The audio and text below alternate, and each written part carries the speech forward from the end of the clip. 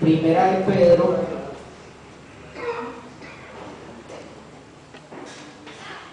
primera carta del apóstol Pedro, capítulo 1, verso 19. Primera de Pedro, capítulo 1, verso 19, 20 y 21. Amén. Vamos a dar lectura allí a esos tres versículos de la palabra del Señor. Como el hermano mencionaba, gracias a Dios que nos ha ayudado todo este mes para dar estas enseñanzas acerca de dogmas y religiones a la luz de la palabra del Señor. Hemos hablado acerca del judaísmo, el catolicismo, la doctrina de la Trinidad, y hoy hablaremos acerca de los testigos de Jehová. Amén. Todas se han desarrollado durante este mes en los cultos de por la tarde con un ánimo de mucho respeto y con un objetivo, o con dos objetivos. Uno es que los hermanos seamos edificados. Amén. Porque debemos conocer por lo menos lo básico de estas otras doctrinas, porque yo creo que si usted ha ido a evangelizar se dará cuenta que muchas personas le preguntan, bueno, ¿y cuál es la diferencia entre usted y fulano? ¿Sí? Que tengo una vecina aquí que me habla de tal cosa. Y yo creo que nosotros como estudiantes de la Biblia, amén, que creemos en el Señor y lo conocemos a través de la Escritura, debemos estar preparados, amén. Y también para que los amigos, si algún amigo estuvo, vino o está durante este mes, también resolvieran algunas inquietudes, amén. Dice la palabra, leo el 19, ustedes el 20 y me permiten leer el 21. Tenemos también la palabra profética más segura, a la cual hacéis bien en estar atentos como a una antorcha que alumbra en lugar oscuro, hasta que el día esclarezca y el lucero de la mañana salga en vuestros corazones. Segunda de Pedro 1:20. Listo, entonces disculpen. Segunda de Pedro, ¿sí? Capítulo 1. Vamos a leer, voy a reiterar verso 19 y ustedes el 20. Amén.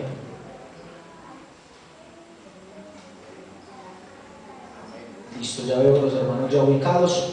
Dice, verso 19: tenemos también la palabra profética más segura, a la cual hacéis bien en estar atentos como a una antorcha que alumbra en lugar oscuro, hasta que el día esclarezca y el lucero de la mañana salga en vuestros corazones. Entendiendo primero que ninguna profecía de la Escritura es de interpretación privada. 21, termino con esta. Porque nunca la profecía fue traída por voluntad humana, sino que los santos hombres de Dios hablaron siendo inspirados por el Espíritu Santo. Oremos, Señor Jesús. Nos presentamos delante de ti, Señor, porque tú eres el dueño de esta palabra, Señor. Eres el dueño de esta iglesia, eres el dueño de todos los que estamos aquí en esta tarde, Señor. En este momento que me concedes el honor de predicar tu palabra y a los hermanos, Señor, el gusto de escuchar tu palabra, Señor. Ayúdanos, Señor, a todos, ilumínanos, Señor, y que todo lo que aquí hagamos sea para exaltarte a ti, Señor, solamente a ti, y para aprovechamiento de cada uno de nosotros, Señor, para crecimiento en la vida espiritual y el conocimiento tuyo. Amén y amén. Pueden estar cómodos, hermanos y amigos. Lo primero que podemos hablar acerca de esta doctrina que se hace conocer como los testigos de Jehová es que en cuanto a su origen, su fundador, la historia nos revela que fue este señor llamado Charles Taze Russell. Carlos Russell lo llaman algunos cambiando el nombre pues al español.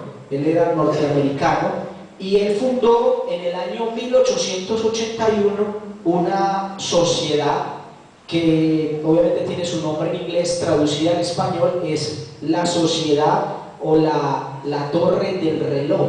La torre del reloj. Esa torre inicialmente estaba en una cierta ciudad de Estados Unidos y actualmente se encuentra en Nueva York. Es ese edificio que usted ve ahí actualmente. Tiene ese título grande ahí, Watchtower, es la torre del reloj. Este hombre, en esa época, en el año 1881, entonces creó esta sociedad que era mayormente una editorial. Era una editorial por la cual él imprimía, creaba y distribuía lo que él consideraba que era la doctrina bíblica, su interpretación de la Biblia. Estamos hablando hace muchos años, no demasiados, pero estamos hablando del año 1881, y él ya tenía un poder grande que hoy no es tan fácil lograr, y es usted tener una imprenta para poder usted distribuir ese material y por lo tanto llegar a muchos con ese conocimiento, que si era bueno pues sería de bendición, pero si estaba equivocado también iba a generar mucha confusión en las personas. Según datos de esa misma organización, este hombre presidió dicha organización hasta el año 1916, y desde el año 1919, o sea, casi unos 100 años, esta es presidida o dirigida por un cuerpo gobernante desde allá, desde Nueva York. Según datos de ellos, del 2014 se distribuyeron sus publicaciones en 239 países y contaban con aproximadamente 8.2 millones de seguidores en todo el mundo. Es una denominación bastante grande, también a nivel mundial. Ahora bien, hablando de este señor como el fundador de esta doctrina, de esta religión, dice la historia que él asistía con sus padres a una iglesia presbiteriana en los Estados Unidos, pero él se pegaba por ahí sus escapaditas e iba a la iglesia adventista.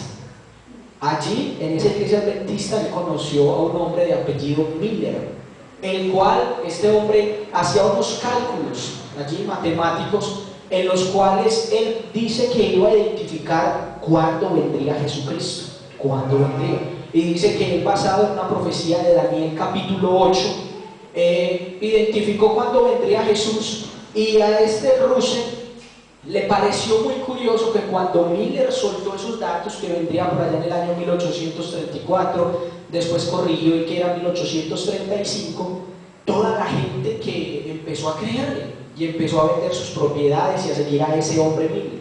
Entonces él descubrió que la gente creía mucho a eso, y que a través de eso él podía hacer pues una gran empresa y tomar gran ventaja en el mundo. Así que él empezó también a estudiar con Miller, y entre los dos incluso empezaron a analizar algunos cálculos, y según ellos llegaron inicialmente a la conclusión de que Jesucristo iba a venir en el año 1874. Y cuando ellos dijeron esto, pues se alarmó el mundo, los de su época lo contradijeron. Lo cierto del caso es que llegó 1874 y nada pasó. Dijo también que se habían equivocado allí, que habían tenido un pequeño descache, y volvieron a dar otra fecha y tampoco pasó. Al final dejaron ellos establecido, y ahorita lo vamos a ver en el credo de ellos, que en 1914 era la fecha en la que Jesucristo habría venido a la tierra, pero que había venido ya no en esa presencia corporal visible, sino que había venido en espíritu, y que ahora estaba entonces gobernando en una manera espiritual. Gloria al Señor, denle alabanza al Señor Jesús. Así que ellos, a través de sus publicaciones, que inicialmente él la llamó la Torre de Vigía y el Heraldo de la Presencia de Cristo, hoy conocida como el Atalaya. Usted la ha visto que se la ha repartido. Ese es el nombre que hoy tiene esta revista que viene desde allá. Pues dice la historia que él, con las ganancias, grandes ganancias de esa imprenta, pues montó esta gran denominación.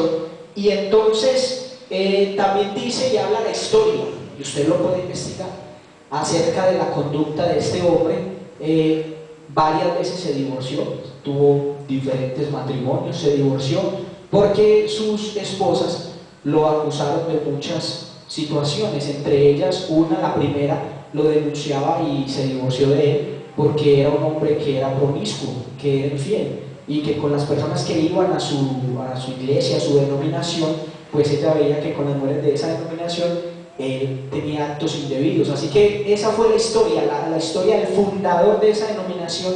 De por sí creció en un ambiente de mucha polémica y de una conducta muy dudable acerca de esta persona, la cual cuando murió dejó pues esa enseñanza de que Jesucristo había venido en espíritu. Ahora bien, para que miremos algo acerca de esto, porque es mucho lo que podríamos hablar, quise basarme, que nos basáramos en el credo de ellos para analizarlo a la luz de la Biblia. ¿Por qué? Porque serían muchas las doctrinas que podríamos tomar, pero usted sabe que, digámoslo así, una organización debe presentar ante el Estado unos artículos de fe en que cree. Eso en un término corporativo se llama la misión, la visión, ¿cierto? De una organización. Así que las organizaciones religiosas pues presentan, nosotros como Iglesia Pentecostal Unida de Colombia tenemos unos artículos de fe. Creemos en el bautismo en el nombre de Jesús, amén. Eso está en la Biblia y es un artículo de fe, es algo que nosotros predicamos y anunciamos porque le vemos que está en la palabra.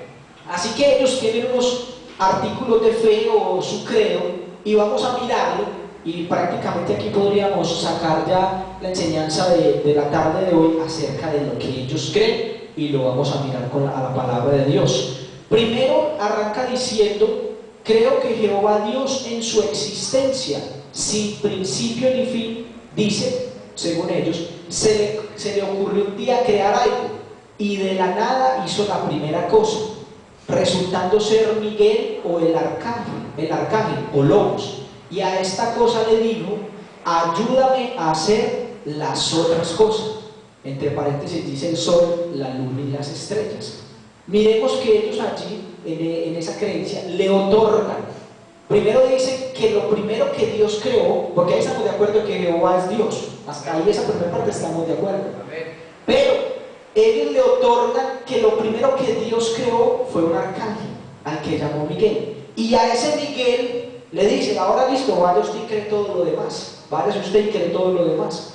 Y eso no es lo que vemos a la luz de la palabra del Señor. La palabra del Señor dice que todo fue creado por Dios. Amén. Y vio Dios que era bueno. Amén. Y cuando creó al ser humano y le llevó a Eva o a la mujer a Adán, dijo, y era bueno en gran manera. Que Dios dijo: me lucí, me quedó esto bien bueno. Amén. Así que la Biblia nunca resalta de que sea lo primero que Dios creó al arcángel. La Biblia sí dice que Él creó todo, principados y potestades. Él sí lo creó todo, eso sí es correcto. Ahora, tampoco menciona la Biblia que como tal Dios le haya dicho a ese arcángel: ayúdame a hacer las otras cosas. En el libro de Isaías capítulo 42 el Señor dice: ved ahora que yo soy Dios y no hay dioses conmigo. Porque quien tendría el poder de crear el sol, la luna y las estrellas tiene que ser un Dios para crear algo tan grande. Dicen los científicos que han estudiado que el sol arde a casi 16.000 grados centígrados y usted y yo a 36 grados ya estamos, a 38 grados ya tenemos fiebre, ¿sí? Así que no es posible que una mano simplemente humana o algo débil pudiese crear algo tan grande. Amén. Dele alabanza al Señor Jesús. Dice y continúa el credo de ellos. La segunda frase dice: creo que a esa primera cosa, es decir, a Miguel, le ordenó que viniese a la tierra y que su fuerza de vida se transfiriera al óvulo de María, desapareciendo Miguel del cielo, materializándose como el hombre más grande de todos los tiempos.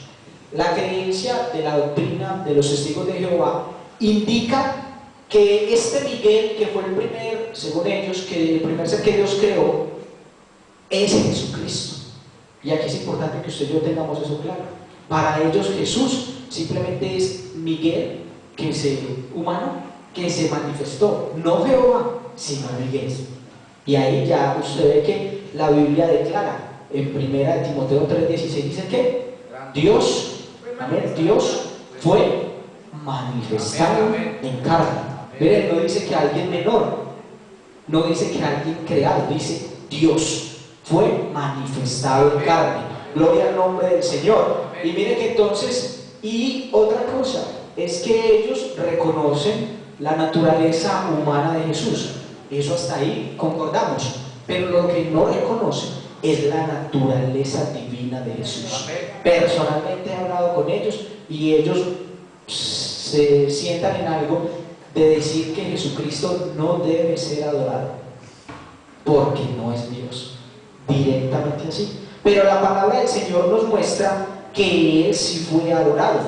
Él sí fue adorado. Hebreos 1.5 dice la palabra del Señor, y aquí con eso refutamos esa teoría. Dice: porque a cuál de los ángeles dijo Dios jamás, mi hijo eres tú. Y mire que si dice que fue lo primero que creó, estamos hablando allí como hijo. Dice: a cuál de los ángeles dijo Dios jamás, mi hijo eres tú, yo te he engendrado hoy. Y dice, verso 6, Hebreos 1.6, y otra vez cuando introduce al primogénito en el mundo dice: adórenle. Mire que si habla de adoración, hablando de esa naturaleza o de esa función de hijo de Dios. Adórenle todos los ángeles de Dios. Dios nunca, porque eso sería absurdo, colocar a unos ángeles a adorar a otro ángel. Amén. De hecho, Dios reclama, y una de las cosas que Dios aborrece es la idolatría. Amén. Y el primer mandamiento dice: amarás al Señor tu Dios con todo tu corazón. Amén. Hay otro texto que dice que Él no comparte su gloria con nadie. Amén. Amén. Es solo para Él. Dele una alabanza al Señor Jesús.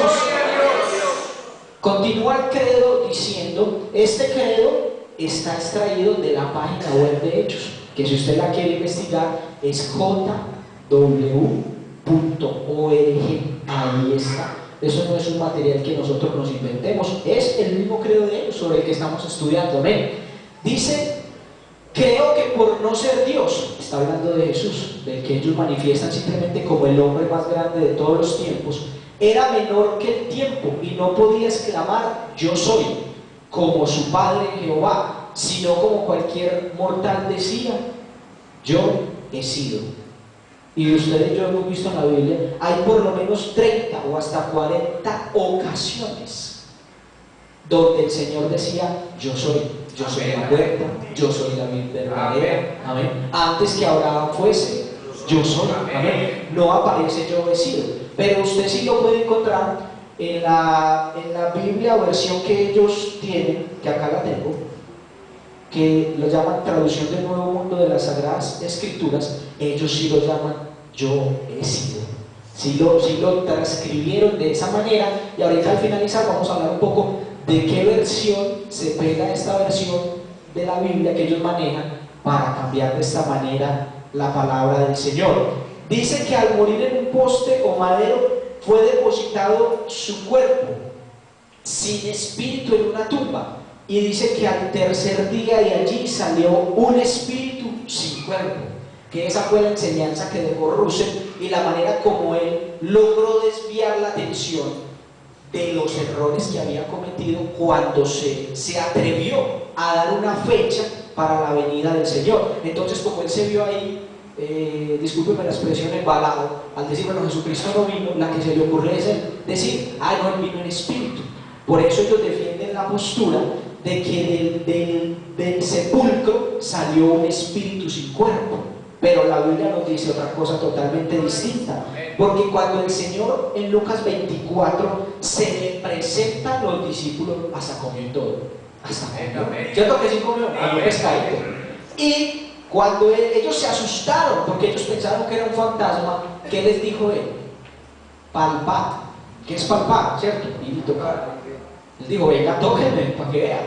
Palpar y ve que yo mismo soy, de carne, de hueso, porque un espíritu, dijo él mismo, no tiene carne. Él mismo lo dijo. Así que de la tumba no se levantó un espíritu sin cuerpo. Amén. Denle alabanza al Señor Jesucristo.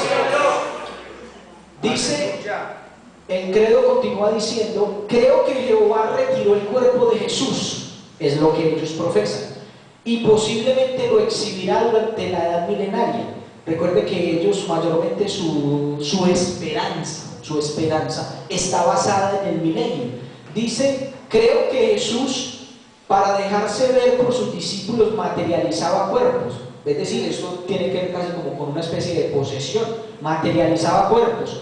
Ascendió a los cielos y permaneció sentado casi 19 siglos, 1900 años, pasivamente a la diestra de Jehová, siendo hasta el año, lo que les decía ahorita, 1914, cuando empezó a reinar, regresando a la tierra en ese año en forma invisible, marcando con dicha fecha la generación que según la promesa del Creador no desaparecerá sin antes establecerse un mundo pacífico y seguro.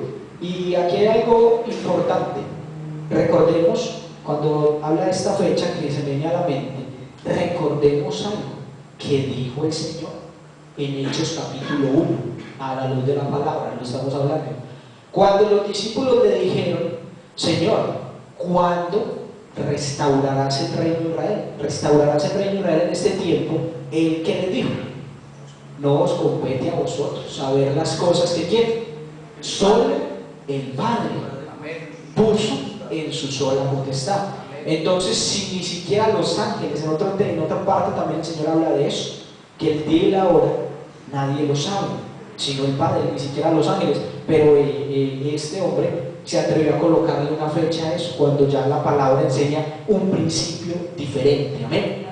Dice entonces que esto último, esto de que ya vino, miren esta frase cómo termina, dice: esto último lo admitiré hasta que nuestros líderes de Nueva York, textualmente dice así el credo, nos digan que todo fue, abre comillas, una especulación del cuerpo de Jehová, no un error de los ungidos del cuerpo gobernante.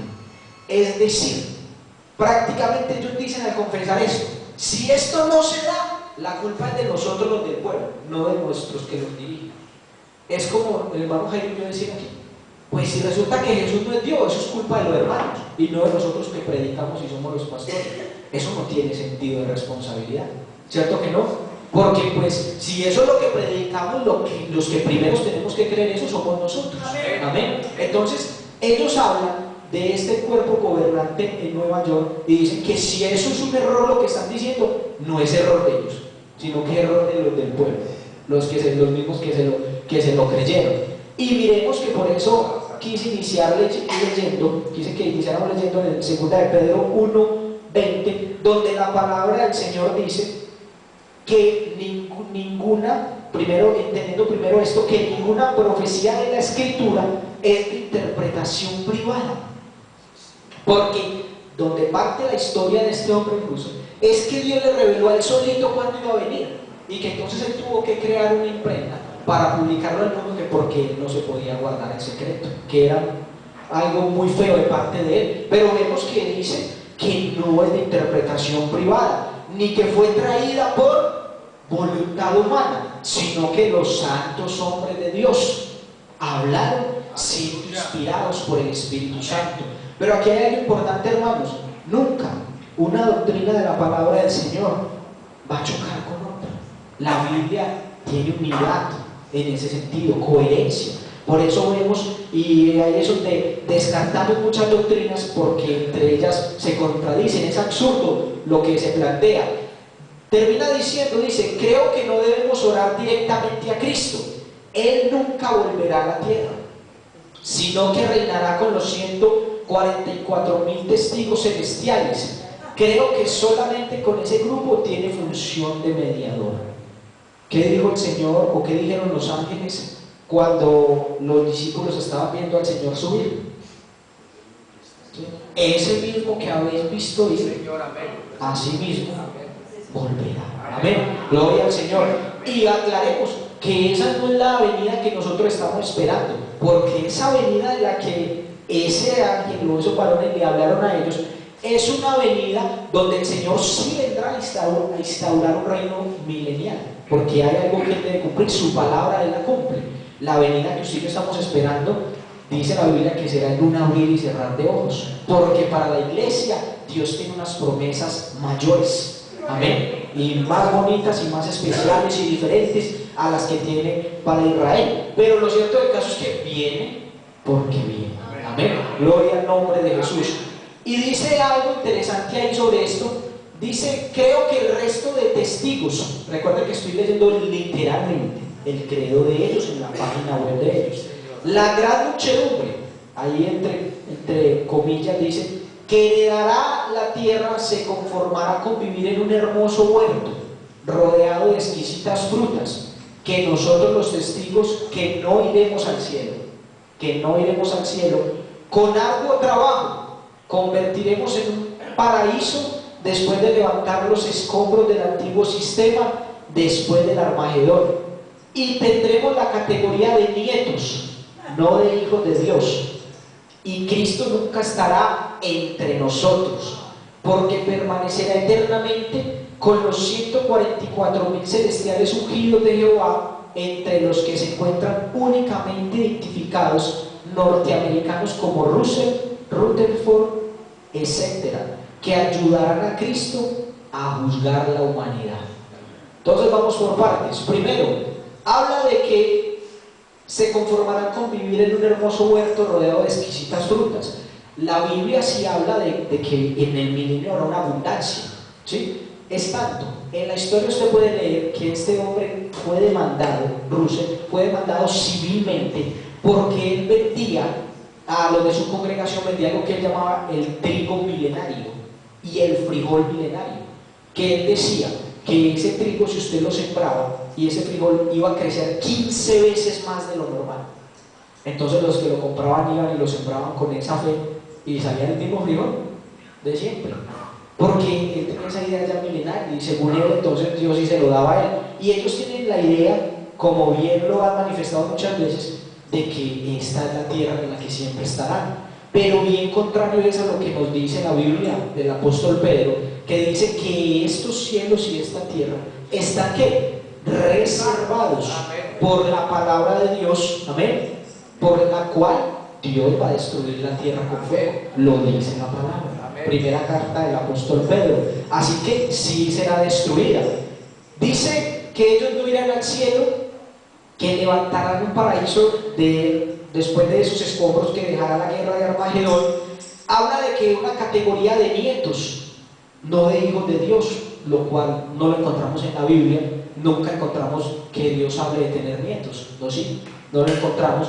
Dice en Juan capítulo 1, a todos los que le recibieron, ¿qué? Les dio potestad de ser hechos hijos de Dios, hijos de Dios, amén. No habla de nietos por ningún lado. Y algo que es absurdo, no sé, hasta de pronto puede ser indignante para ellos mismos, hablan de que allá eternamente solo reinarán con Cristo 144.000 celestiales ungidos de Jehová, y habla, y es específico y directo en decir que solamente esas personas son norteamericanos, es decir, los testigos de Jehová de Colombia están fuera, de Alemania y de otro país están fuera. Ellos catalogan que solo personas norteamericanas van a estar allá en el cielo, que son los 144.000. Pero miremos lo que la Biblia dice en Apocalipsis capítulo 7 acerca de quiénes son esos 44.000.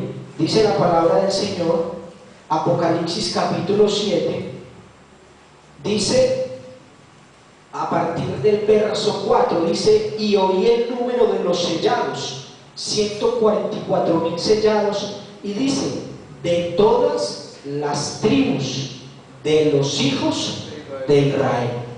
No habla de ninguna nación, dice de ninguna nación fuera de ellos, de los hijos de Israel, y empieza a explicar: de la tribu de Judá 12.000, de la tribu de Rubén 12.000, de la tribu de Gad 12.000, y menciona las 12 tribus de Israel. En ningún momento menciona pueblo que no sea de allá. Entonces ahí vamos mirando que es muy raro, ¿cierto?, que el fundador sea norteamericano y él mismo sea pues el que se monte, ¿cierto?, a decir no, solamente nosotros, ¿sí? Porque hay una conveniencia personal, amén, es lógico. Si nosotros aquí nos reuniéramos y creamos una doctrina así bien de error, yo creo que nosotros no vamos, nosotros como fundadores, a decir se van a salvar todos menos los de Santa Bárbara. No, fuera ilógico. Nosotros nos pondríamos en el lugar más alto, ¿cierto que sí? Nos pondríamos en el lugar, pero gracias a Dios que nos que nos ilumina, amén, nos Amén. ilumina y nos Gloria guarda. a Dios.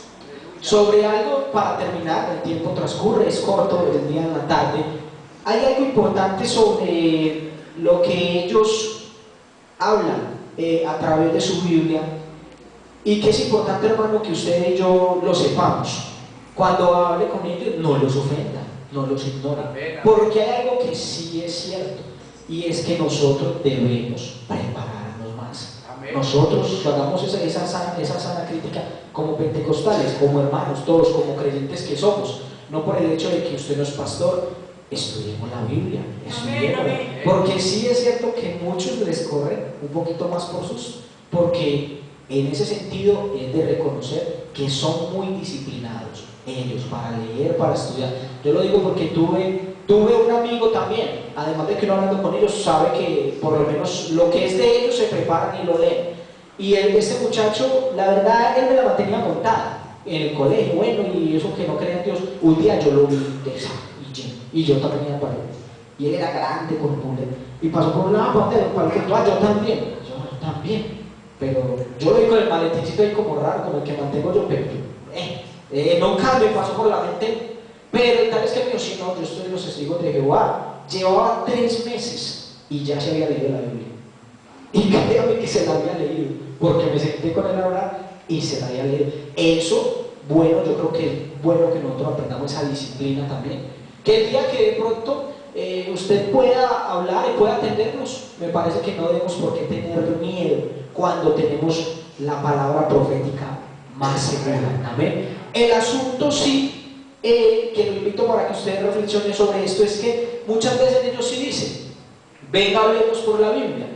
El gran problema, y para terminar hablemos de eso, esta versión que ellos manejan, traducción del Nuevo Mundo de las Sagradas Escrituras, es una versión, una traducción que es hecha por ellos, y teniendo ellos una imprenta que, según hablan los estudios, el 70% de los ingresos de ellos provienen de esa venta de literatura. Como organización, pues obviamente no era nada difícil acomodar una traducción que quedara y armonizara con lo que ya ellos vienen profesando y arrastrando de mucho tiempo atrás. En algún estudio que leía, manifiesta algo.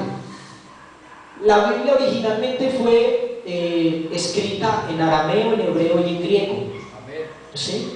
Cuando ya empieza a abrirse la palabra del Señor paso y ser traducida a los diferentes idiomas a los cuales hay en el mundo, hubo varias traducciones. Una de ellas, la historia menciona la de 2 hombres, uno de apellido Westcott y otro de apellido Hort. Westcott y Hort, esa versión está por ahí y circula. Cuando estos hombres presentaron, porque la historia habla de que un papa que solicitó que hicieran la traducción a la lengua romances, cuando él solicitó eso, algunos presentaron las versiones, las traducciones. ¿Quiénes la presentaron? Las personas que para esa época conocían esos idiomas y podían hacer la traducción. Entre esos hombres de Westcott y Hort presentaron una versión, una traducción que tenía 25.000 cambios, tenía más cambios que versículos, que los que contiene la Biblia. Tenía 25.000 cambios, y dice que se la presentaron al Papa de la época, al Papa católico, ¿sí? Y el Papa mismo se asombró, él mismo se asustó y dijo, no, eso tiene mucho cambio. Les dijo a otros, y dice que se conformaron que la bajaron a 5.000 cambios, y esa es la que ellos aceptaron y la que ellos vienen manejando, la Iglesia Católica. Sin embargo, esta versión de Westcott y Hort fue la versión cambiada, la de los 25.000 cambios que utilizó Russell para empezar a diseñar sus doctrinas, y con ello, ya ellos teniendo todo ese emporio empresarial, pues diseñaron su propia versión. Es complicadísimo, complicadísimo usted poder hablar con alguien sobre esa versión cuando vamos a abrir la Biblia, porque realmente no se está compitiendo en igualdad, ¿sí? Porque la Biblia de ellos usted puede iniciar leyendo tanto en Génesis 1.1 como en Juan 1.1, apunta hacia la creación de un sistema de gobierno. La aspiración de fondo de ellos no es mostrar una salvación, sino que cuando ellos hablan de una frase que usted encuentra a través de toda la traducción que ellos manejan, dice el nuevo sistema de las cosas, hablando, y ellos enseñan que cuando ya todo esto pase y que el mundo se estrelle con todos sus métodos de gobierno, entonces vendrá el Señor a instalar su reino. Así que es complicado, sin embargo es importante que conozcamos esta base de lo que ellos enseñan, y creo que no hay por qué tener miedo, sino orarle a Dios y hablarle también a ellos, porque ellos también tienen un alma que necesita ser salva. Amén. Vamos a estar en pie y vamos a darle gracias al Señor por este programa que nos ha permitido desarrollar durante este mes, y que pueda ser y sea y siga siendo de bendición para cada uno de nosotros. Señor Jesús, gracias te damos, oh Dios,